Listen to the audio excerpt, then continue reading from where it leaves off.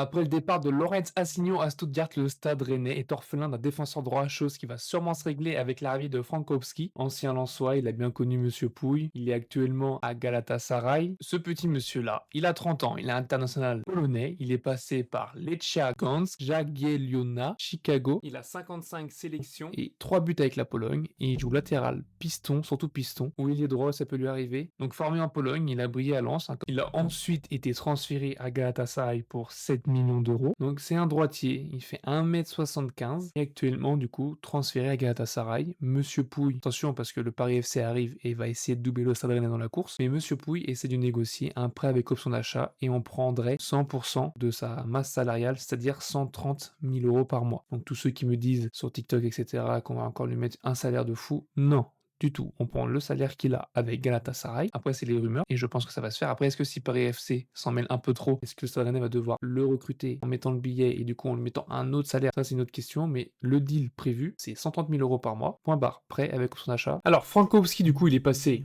On le voit très bien. Hein, il est passé en Ligue 1, notamment avec Lens. Hein, je pense que c'est là où il a eu son prime de 2021 à 2024. Voilà, donc il enchaînait quasiment tous les matchs. Hein, 2000 minutes 400, 2800, 2100. Il faisait quasiment tous les matchs avec Lens. 37 matchs, 37 matchs, 30 matchs, puis 18 matchs. Puis ensuite, en Turquie, avec Galatasaray, il a fait seulement 12 petits matchs en 2024 et 2025. Enfin, après, c'était sur une moitié de saison aussi. Et autrement, il est tout le temps, quasiment tout le temps décisif. Hein. Regardez, il tourne à peu près entre 3 et 6 buts par saison et minimum de jusqu'à 5 passes D par saison. C'est un mec qui se prend pas de carton rouge, il s'en est pris un seul et c'est en Super League. Franchement, c'est un très très bon piston. Il joue par contre seulement piston. Quand c'est latéral, c'est un peu plus compliqué. Et vous voyez bien que là, sa valeur marchande, elle est de 7 millions d'euros. Donc si jamais le prêt avec option d'achat, je sais pas combien ils vont le négocier, mais je pense que ce sera autour de cette valeur marchande là. Maintenant, j'ai comparé Frankowski et Assignon sur la saison dernière. Assignon en rose, rouge, vous appelez ça comme vous voulez, et Frankowski en bleu. Donc Frankowski et Assignon, c'est deux profils différents. Ils évoluent au même poste, mais Assignon, lui, il est beaucoup plus offensif et plus explosif et physique. Frankowski, lui, il est plus propre, technique, constant dans la progression du jeu. Alors, Frankowski, lui, il se distingue par une qualité de centre bien supérieure, hein, 82,3 centimes, donc ça veut dire que c'est sur 100 pour ceux qui ne savent pas. Compte 55,8 pour Assignon et une capacité à créer du danger par le jeu posé. Il affiche un excellent niveau de passe progressive, 90,5 avec un expected resist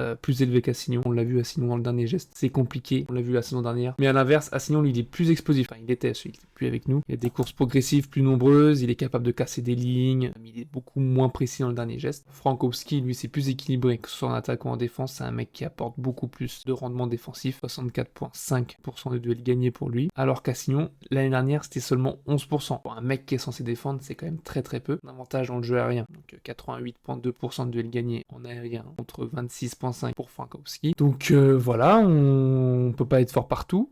Les deux joueurs, ils ont un taux similaire de possession gagnée, 62,7% pour Frankowski contre 59,1% pour Assignon, mais Frankowski s'impose aussi par sa maîtrise technique dans ses circuits de relance, ce qui fait un joueur plus fiable pour Habib Beye, surtout dans le système qu'il veut installer.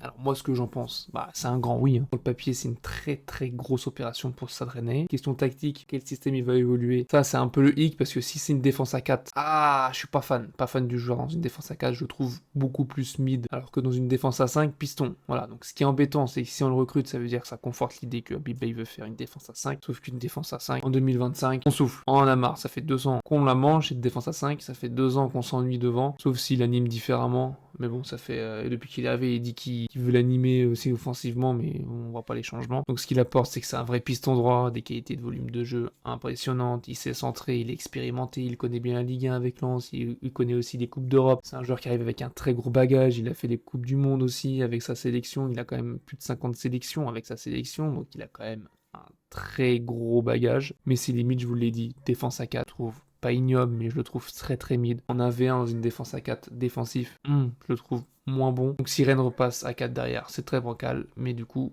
ce recrutement, il valide un petit peu le système de jeu de Habib Beye, donc je pense qu'on va jouer en 5 def les mecs l'année prochaine, je suis désolé. Donc en conclusion, Frankowski à Rennes, c'est oui, c'est une bonne pioche. Uniquement si Rennes joue avec des pistons dans une défense à 4, ce serait un choix risqué, mais dans une défense à 5, c'est un joueur taillé pour ce rôle, expérimenté, on va dire gratuit parce qu'on paye que son salaire, donc pour l'instant, on investit que sur le salaire. Donc ce transfert, il montre que Habib Beye veut jouer à 5 def, hein, malgré qu'ils nous disent ou qu'il essaye de jouer à 4 derrière. Donc si cette vidéo t'a plu, tu t'abonnes, tu likes. Sur ce, double ciao.